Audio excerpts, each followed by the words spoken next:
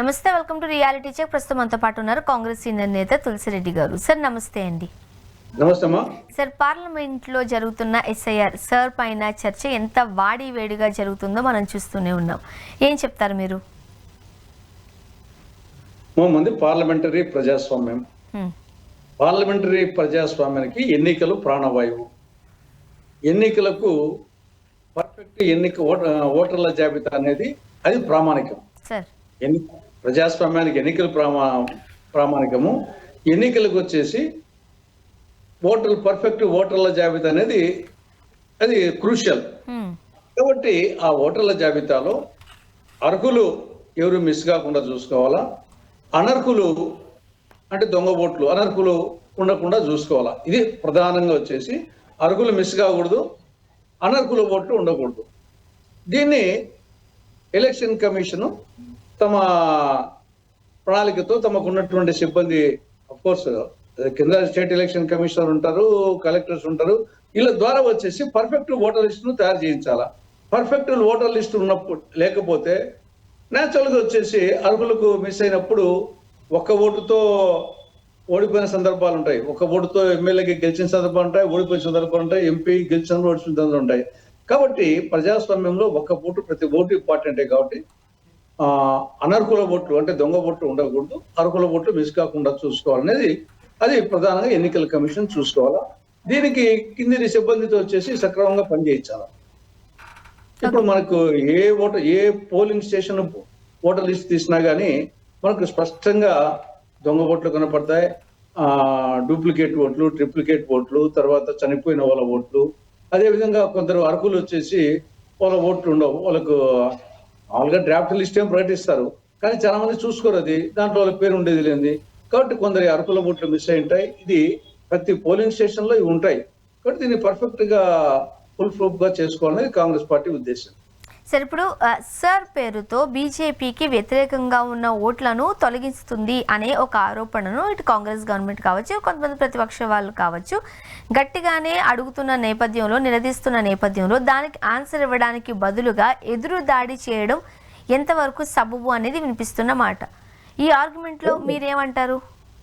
అదే కదా, ఇప్పుడు ఓటర్ లిస్ట్ లో తప్పులు తరగ్గా ఉన్నాయనేది అది అందరికీ స్పష్టమే. దాని మీద వచ్చేసి ఎలక్షన్ కమిషన్ అవి ఉంటే ఏమైనా ఆధారాలు ఇవ్వండి, దాన్ని మేము పరిశీలిస్తామంటే సరిపోయేదానికి.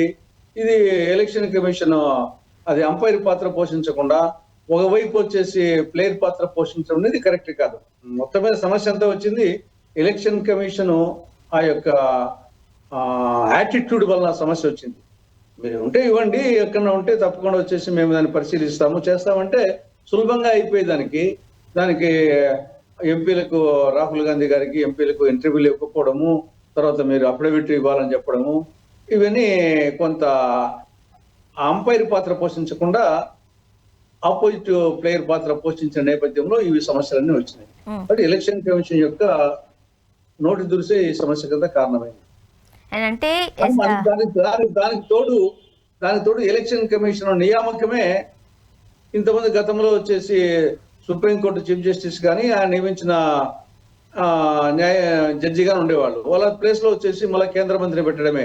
అంటే ఒకరు ప్రైమ్ మినిస్టర్, ఒకరు కేంద్ర మంత్రి, ఒకరు లోక్సభలో అపోజిషన్ లీడర్ ముగ్గురులో ఇద్దరు ఒక పక్క. కాబట్టి గతంలో ఉండింది తీసి, అంటే సుప్రీంకోర్టు చీఫ్ జస్టిస్ తీసి పెట్టడం అనేది ఆడ ముందు ఎలక్షన్ కమిషన్ నియామకంగానే అందరికీ అనుమానాలు వచ్చేట్టుగా కేంద్ర ప్రభుత్వం చేయడం జరిగింది. అందువలన ఒకదానికొకటినే యాడ్ అయిపోతున్నాయి, అనుమానాలు ఎక్కువైతున్నాయి. మరి ఇప్పుడు రోహింగ్యాలు కావచ్చు, బంగ్లాదేశ్ నుండి వచ్చిన అక్రమ వలసదారులు కావచ్చు, వీళ్ళందరూ ఓటర్లుగా నమోదైన సందర్భాలు చూసాం. మరి అలా అనుకుంటే అది ఖచ్చితంగా కేంద్ర వైఫల్యంగానే పరిగణించాలి, భావించాల్సిన అవసరం కూడా ఉందంటారు కదా? ఇప్పుడు రెండు ఉన్నాయి. మనం వచ్చేసి అనర్హుల ఓట్లు తీసేయాల్సిన అవసరం ఉంది, అర్హుల ఓట్లు పోకుండా చూసుకోవాల్సిన అవసరం ఉంది. కాబట్టి ఇది మనము నిజాయితీతో చేయాలి, చిత్తశుద్ధితో నిజాయితీతో చేయాల. మనం రెండు ఉన్నాయి ఇక్కడ. అర్హుల ఓట్లు మిస్ కాకూడదు, అనర్హుల ఓట్లు ఉండకూడదు, రెండు చూసుకోవాల్సిందే. దాంట్లో అది ఎవరికి పడతాయి అనేది లోపల పోయి వేసేది, అది బీజేపీకి వేస్తారా, కాంగ్రెస్కి వేస్తారా, తృణమూల్కి వేస్తారా అనేది లోపల పోయి ఓటు వేసే ఓటు, దాని గురించి మనం కాదు. కానీ లిస్ట్ లో వచ్చేసి అర్హులు మిస్ కాకూడదు, అనర్హులు ఉండకూడదు అనేది యాంగిల్ మాత్రం కరెక్ట్. లోపల వాళ్ళు ఎవరికి ఓట్లు వేస్తారో మనం చూస్తామా? రహస్య ఓటింగ్, కాబట్టి వీళ్ళు మాకు ఓట్లు వేస్తారు అనేది అది ఆ యాంగిల్ కంటే ఈ యాంగిల్ ఇంపార్టెంట్. ఓకే సార్, మరీ ముఖ్యంగా ఇప్పుడు ఈ అంతా కూడా ఈ ఈవీఎంల వల్లే జరుగుతోంది, మాకు పూర్వ పద్ధతి బ్యాలెట్ పేపర్తోనే ఎన్నికలు నిర్వహించాలి అనే ప్రతిపాదన గట్టిగా వినిపిస్తున్న నేపథ్యంలో మీరేం చెప్తారు? ఈవీఎంలో అవకతవకలు జరుగుతున్నాయా జరగలేదు ఒక టెక్నికల్ పీపుల్ మాత్రమే చెప్పగలరు, మనం చెప్పలేము.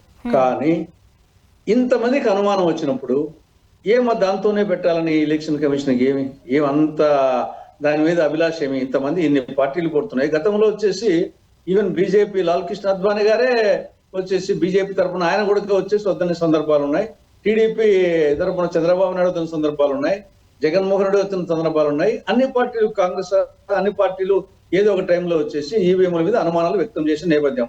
దాన్ని మనం ప్రూవ్ చేయలేకపోవచ్చు, కానీ అనుమానాలు ఉన్నాయి. ఎలక్షన్కి వచ్చేసి విశ్వసనీయత ప్రామాణికం.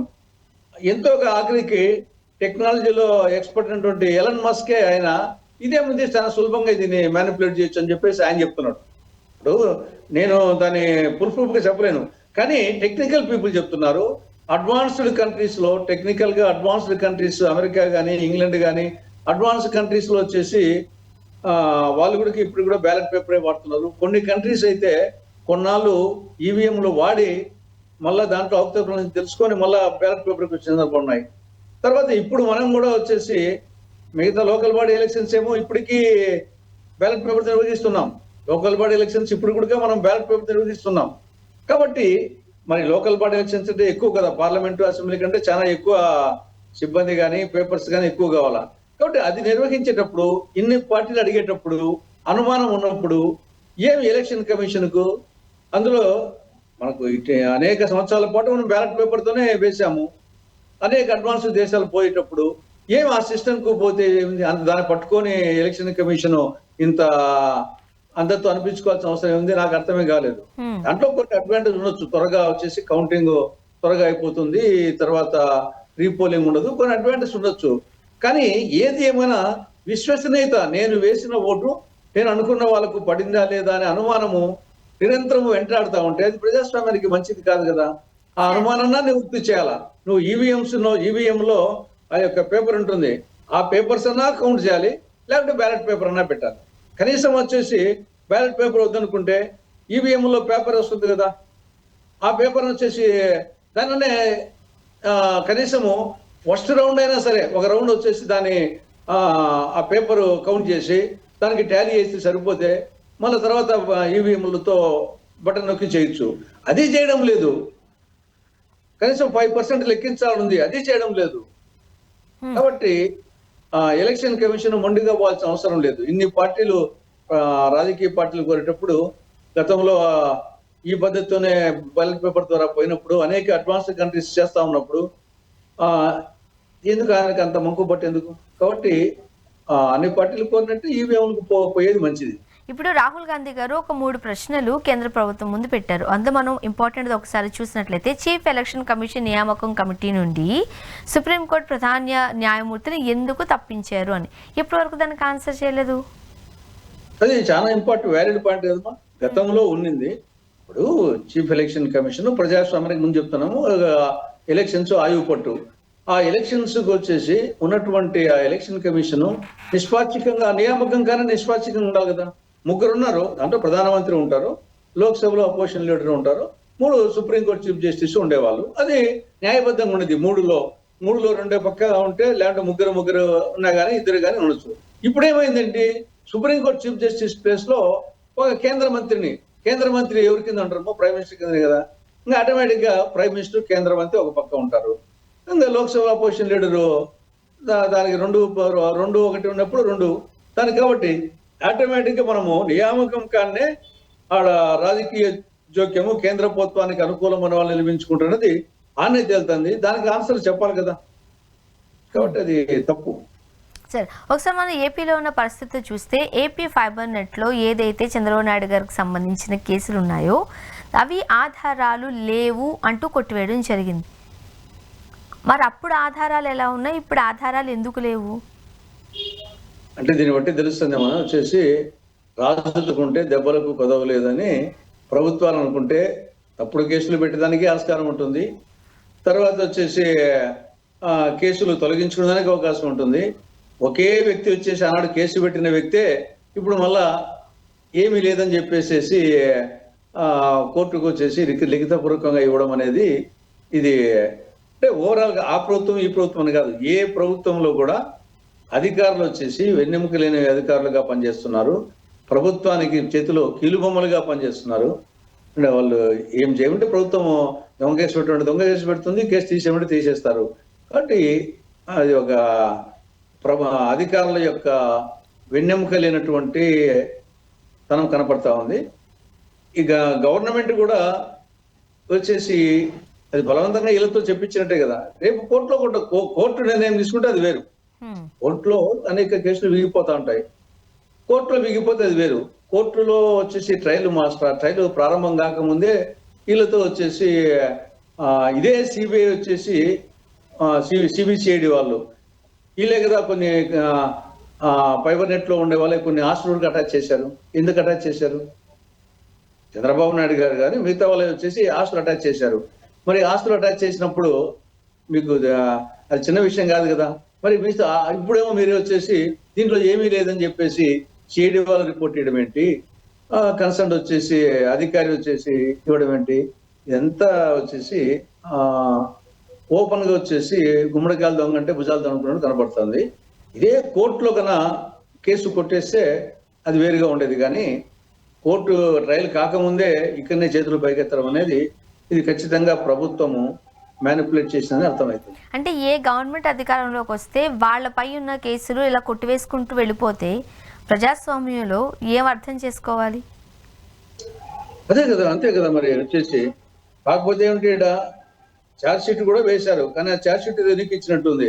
ఈ ప్రకారంగా ప్రతిదీ కేసులు కొట్టేసుకుంటూ పోతే అఫ్కోర్స్ కోర్టు ఉన్నా అనుకోండి, కోర్టులో కూడా వచ్చేసి కోర్టులో ఇవ్వకపోతే పర్వాలేదు, కోర్టులో వచ్చేసి కేసు కొట్టేయచ్చు. కానీ కోర్టుకు పోకముందే ఈ ప్రకారంగా చేయడం అనేది అది డెఫినెట్ గా ఏమాత్రం వచ్చేసి అది సరైన విధానం కాదు, ఇది కరెక్ట్ కాదు. మరోపక్క అమెరికాలో నెక్స్ట్ 15 సంవత్సరాలు మా కూటమే అధికారంలోకి ఉంటుంది అంటూ లోకేష్ గారు కామెంట్స్, మీరేం చెప్తారు?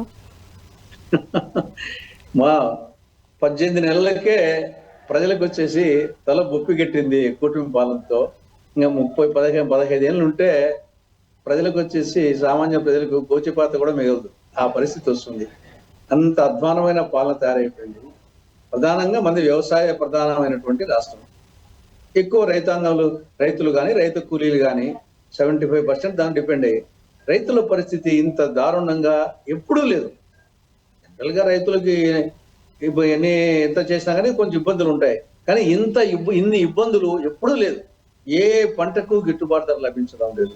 ఏ పంట అంటే 1-2 పంటలకు గిట్టుబాటు ధర లేదు అర్థం ఉంది. ఏ పంట వేయనా ఏం చేయాలి వచ్చేసి పంట పండించడం ఒక ఎత్తు అయితే, పండినాక కొనేవాడు లేడు, అడిగేవాడు లేడు, ప్రభుత్వం జోక్యం చేసుకోలేదు. బట్ రైతులను తీవ్రంగా ఇబ్బందులు పడుతున్నారు, అది ఒక అంశం. రెండవది వచ్చేసి రైతులు రగిలిపోతున్నారు, ఉద్యోగులు ఉడికిపోతున్నారు, నిరుద్యోగుల నిరాశ ఉంది. ఇంకా రాష్ట్రాన్ని అప్పుల కుప్ప చేసి పెట్టారు. కేవలం వచ్చేసి ఈ 18 నెలల కాలంలోనే 2,27,000 కోట్ల రూపాయలు అప్పు చేయడం జరిగింది. ఈ సంవత్సరం, ఈ ఆర్థిక సంవత్సరము 6 నెలల్లో చేసిన అప్పు, ఆంధ్రప్రదేశ్ ప్రభుత్వం చేసిన అప్పు ఈ 6 నెలల్లో, మొత్తం 18 నెలల్లో 2,27,000, ఈ 6 నెలల్లో 63,052 కోట్లు. కానీ అదే సమయంలో ఉత్తరప్రదేశ్ రాష్ట్రం మనకంటే 4 గంటలు పెద్దది జనాభా రీత్యా అన్ని. ఆ ప్రభుత్వం చేసింది ఈ 6 నెలల్లో 9,322 కోట్లు. ఇది చాలా ఆలోచించాల్సిన విషయం. ఉత్తరప్రదేశ్ ప్రభుత్వం చేసింది 6 నెలల్లో 9,322 కోట్ల రూపాయల అప్పు. ఏపీ ప్రభుత్వం చేసింది 63,052 కోట్లు. మనకంటే 4 గంటలు పెద్దది అది. మనమేమో 63,000 చిల్లర, అదేమో 9,000 చిల్లర. కాబట్టి రాష్ట్రాన్ని అప్పుల కుప్ప చేశారు. ఇక విద్యుత్ సర్దుబాటు ఛార్జీల పేరుతో ఈ కొద్ది కాలంలోనే 15,485 కోట్ల రూపాయలు అదనపు భారం మోపారు. ఇక మద్యం పాలసీ, చంద్రబాబు నాయుడు గారేమో ప్రతి ఇంటికి ఒక ఎంటర్ప్రెన్యూర్ తయారు చేస్తా అంటున్నాడు. నాకు తెలిసి ప్రతి ఇంటికి ఎంటర్ప్రెన్యూర్ కాదు, ప్రతి ఇంటికి ఒక తాగుబోతు తయారవుతున్నాడు. మండలానికి 4 మద్యం షాపులు, 40 బెట్ షాపులు విచ్చలవిడిగా మద్యం సాగుతా ఉంది. జూదము విచ్చలవిడిగా సాగుతోంది. 3 జోకర్లు, 6 కలావర్లు. హై స్కూల్స్ లో కూడా డ్రగ్స్, గంజాయి ప్రవేశించాయి. సంక్షేమ హాస్టల్స్ అయిపోయినాయి. సంక్షేమ హాస్టల్ అయిపోయినాయి. కాబట్టి ఇంకా సాగునీటి రంగము టోటల్ గా నిధులు లేక నిరసించిపోయి ఉన్నాయి. కాబట్టి మాటల ప్రభుత్వమే తప్ప చేతల ప్రభుత్వం కాదు. కాబట్టి లోకేష్ చెప్పినట్లు ఎప్పుడెప్పుడు ఈ గవర్నమెంట్ పోతుందా అని ప్రజలు ఎదురు చూస్తూ ఉన్నారు. కాబట్టి ఆయన 15 ఏళ్ళు అనేది అది జగన్మోహన్ రెడ్డి కూడా ఇట్టే అనుకున్నాడు, 30 ఏళ్ళు ఉంటాను అని ఆయన అనుకున్నాడు. ఆఖరికి వచ్చేసి సాగనంపినారు ఘోరంగా. అంతకంటే ఘోరమైన పరిస్థితులు ఏమన్నా సాగనంపుతారు. అంటే ఒక సామాజిక వర్గం వారు ఎప్పటి వరకు బలమైన సామాజిక వర్గంగా ఉన్నప్పటికీ కూడా ఆ ముఖ్యమంత్రి పీఠం పైన కూర్చోలేదు కాబట్టి ఖచ్చితంగా మాకంటూ ఒక నాయకుడు ఉండాలనే ఉద్దేశంతో జనసేనకు సంబంధించి పవన్ కళ్యాణ్ గారిని గట్టిగా గెలిపించుకున్నారు. బట్ ఇంకొక 15 ఏళ్ళు చంద్రబాబు నాయుడు గారే ముఖ్యమంత్రిగా ఉంటే మరి పవన్ కళ్యాణ్ గారు ఎప్పటికీ ముఖ్యమంత్రి అవుతారు? జన సైనికులు ఏం అర్థం చేసుకుంటారు? అమ్మ, పవన్ కళ్యాణ్ ఎప్పటికీ కాడమ్మా. పవన్ కళ్యాణ్ ఏ సామాజిక వర్గం అని మీరు అనేది? పవన్ కళ్యాణ్ ఏ సామాజిక వర్గం చెప్పండి? కాపు అంటున్నారా? కాపునే కదా. ఆయన కాపు కాదు. ఆయన తెలగ. ఆయన తెలగ. నేను కాపు, కిరణ్ కుమార్ రెడ్డి కాపు, నీలం సంజీవ్ రెడ్డి కాపు, బ్రహ్మాండ రెడ్డి కాపు, విజయభాస్కర్ రెడ్డి కాపు, రాజశేఖర రెడ్డి కాపు, జగన్మోహన్ రెడ్డి కాపు. అఫ్కోర్స్ వాళ్ళు కన్వర్టెడ్ క్రిస్టియన్స్ అని ఉండి, కానీ వాళ్ళ సర్టిఫికేట్ ప్రకారం వచ్చేసి మేమందరం కాపులు. పవన్ కళ్యాణ్, చిరంజీవి వాళ్ళు కాపులు కాదు, తెలగ వాళ్ళు. కానీ చాలా మందికి తెలియకపోయేది ఇప్పుడు ఇంతవరకు వచ్చేసి పేరుకు మాకు రెడ్డి అని ఉంటుంది తప్ప రెడ్డి అనేది టైటిల్, అది క్యాస్ట్ కాదు, అది సామాజిక వర్గం కాదు. మేమందరము కాపు. ఇంతవరకు వీళ్ళందరూ కాపులే ముఖ్యమంత్రులు అయిన వాళ్ళు. కాబట్టి ఆ సీట్లో కూర్చున్న వాళ్ళు ఎక్కువ వీళ్ళే కాపులే. తెలగ వాళ్ళు కాలేదంటే ఓకే, దానికి ఒప్పుకుంటాం. కానీ కాపు అంటే వీళ్ళందరూ కాపులు. వాళ్ళు కాపులు కాదు. చిరంజీవి కానీ పవన్ కళ్యాణ్ కానీ తెలగ, కాపు కాదు.